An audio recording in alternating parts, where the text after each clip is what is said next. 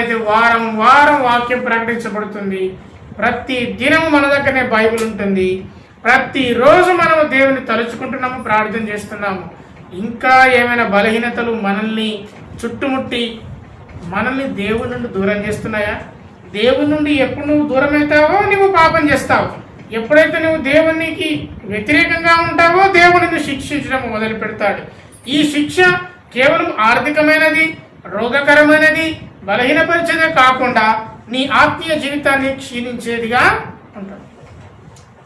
ప్రతిసారి వచ్చే శిక్ష రోగం గురించే కాదు, ప్రతిసారి వచ్చే శిక్ష డబ్బు గురించే కాదు, ప్రతిసారి వచ్చే శిక్ష నిన్ను బలహీనపరిచేది కూడా కావచ్చు, నీ ఆత్మీయ జీవితాన్ని చితికిపోయేదిగా చేసేది కావచ్చు, కొన్నిసార్లు నీ రోగం కూడా కావచ్చు, కొన్నిసార్లు నిజంగా నీ డబ్బులేమి కూడా కావచ్చు, నీ పాపానికి కారణం కావచ్చు.